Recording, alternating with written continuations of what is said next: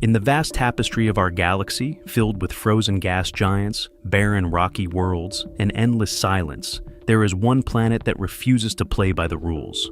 K2-18B. It orbits a cold red dwarf star over 110 light-years away in the Leo constellation. And yet, this alien world might just be the closest thing we have ever found to Earth, and to life beyond it. For years, astronomers suspected something strange was happening there. First came signs of water vapor, then hints of carbon-based molecules. But now, with the James Webb Space Telescope scanning its atmosphere in unprecedented detail, we are seeing something that can no longer be explained by chemistry alone. What James Webb has uncovered has rocked the scientific world, the clearest biosignatures we have ever seen on an alien planet, gases that on Earth can only be produced by life. This is no longer speculation. This is data.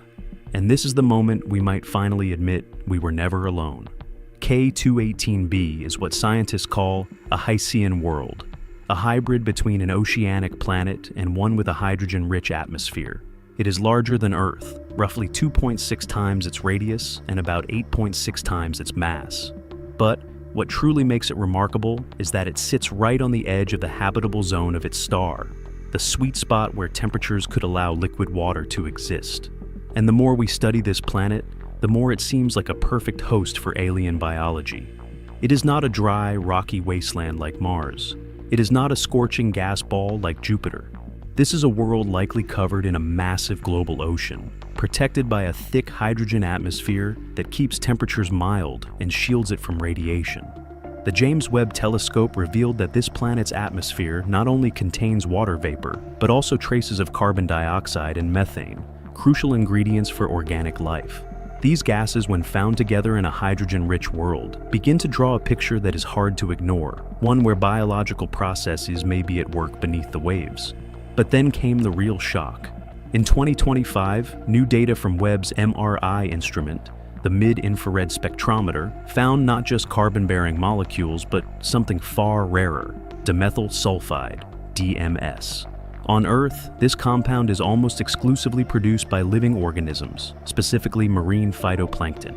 The presence of DMS in a planet's atmosphere would be like stumbling on a trail of oxygen on Mars. It is not just chemistry anymore. It is biology knocking on the door, but that was not all.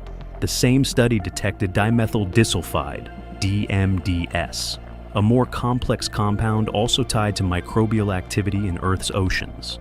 The fact that these molecules appeared together in an environment rich in water vapor and carbon compounds has led scientists like Cambridge astrophysicist Niku Madhusudan to suggest that K2-18B may be teeming with microscopic alien life. These are not speculative headlines. These are molecular signatures, consistent, verified, and statistically significant enough that the scientific community is now seriously considering a world beyond Earth where the oceans might be alive. So, what kind of life could exist on K2-18B? If the dimethyl sulfide is truly being produced by living organisms, scientists believe the most plausible explanation is that K2-18B's oceans are home to phytoplankton-like life, tiny floating microorganisms that may use the faint red light from their cool sun to carry out a form of photosynthesis. But others suggest a more complex scenario. Some theorists envision filter-feeding creatures not unlike Earth's earliest multicellular life, drifting through nutrient-rich waters, absorbing organic matter, and leaving behind chemical trails. Some even go as far as to imagine alien analogs to flying fish, organisms that evolved in low-gravity, high-pressure environments, possibly capable of limited atmospheric movement. In essence, this K2-18B may resemble Earth not as it is now, but as it was 3 or 4 billion years ago, when life was just beginning to bloom in its oceans. And just as Earth's early biosphere transformed its atmosphere over time, the same could be happening there, and we are witnessing it in real time. And now, as the evidence mounts, a new debate has emerged. If K2-18B is home to life, should we try to communicate? Some voices in the scientific community say, absolutely not. Physicist Mark Buchanan warns that actively reaching out to an unknown biosphere could risk exposing Earth to a civilization we are not ready to face, or endanger a fragile ecosystem with our interference. Ethical philosopher Dr. Anthony Milligan argues that we have a moral obligation to tread carefully, not only for our safety, but for the protection of whatever may exist out there. Others, like Avi Loeb, believe that any intelligent life advanced enough to detect our signals would have already noticed us and might not even take us seriously. Regardless of where you stand, the truth remains. A signal from Earth would take 120 years to reach K2-18B and another 120 to get back. For now, we wait, but the data keeps coming. The molecules are there. The ocean is likely real. And the idea that we are alone in the universe is fading fast. With K2-18B now in the spotlight, the world's leading space agencies and private space companies are quietly shifting priorities. While no current propulsion technology can get us to this ocean world in under several centuries, discussions are already underway to launch the next phase of observation. A fleet of next-generation telescopes that can monitor it continuously and in higher detail.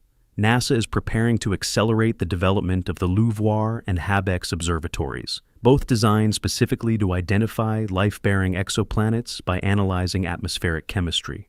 Meanwhile, the European Space Agency and even China's CNSA are proposing their own deep space exoplanet monitors. But it does not stop there. The idea of launching an interstellar probe, possibly using laser propulsion and solar sails, is gaining traction. The Breakthrough Starshot initiative, backed by billionaires and scientists alike, proposes sending microscopic probes at 20% the speed of light. If successful, such missions could reach K2-18 billion in 500 years.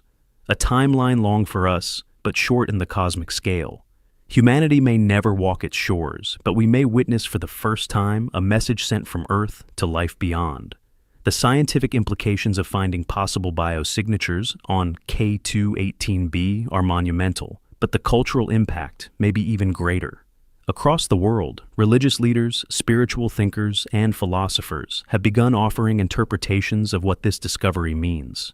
Some call it proof that life is not unique to Earth, but part of a grander cosmic design, a universe wired for consciousness, not silence.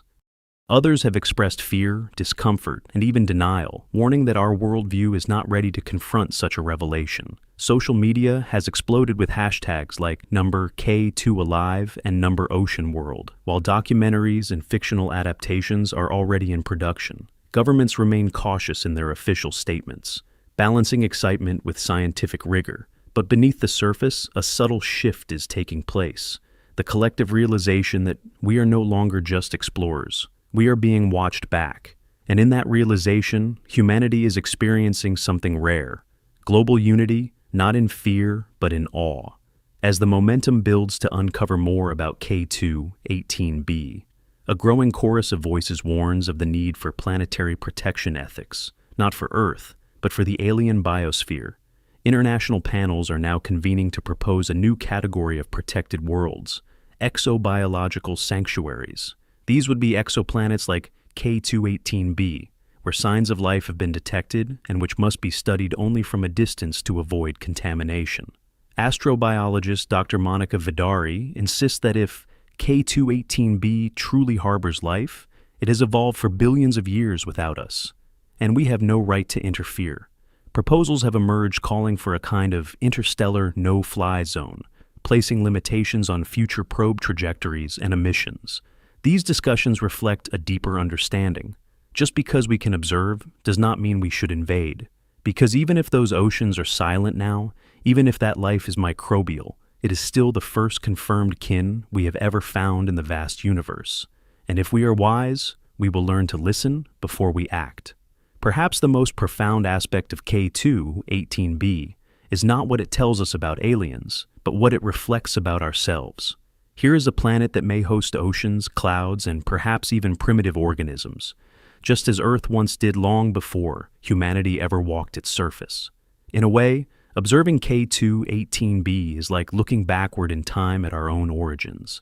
It reminds us of how fragile life is, how rare the right conditions must be, and how precious our own blue world truly is. Some scientists believe K2-18B could help us understand how life begins, adapts, and possibly evolves elsewhere, offering clues to protect our own biosphere from collapse. Others say this is a turning point, a moment when science, faith, and wonder finally converge on one truth, that life is not the exception, but the expectation. In the cold, quiet depths of space, we may have found not a stranger, but a reflection of what we once were and what we still might become.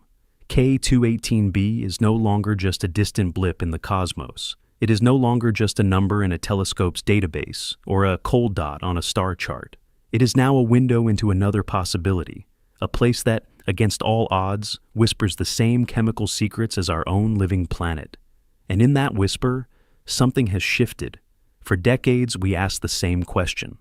Are we alone?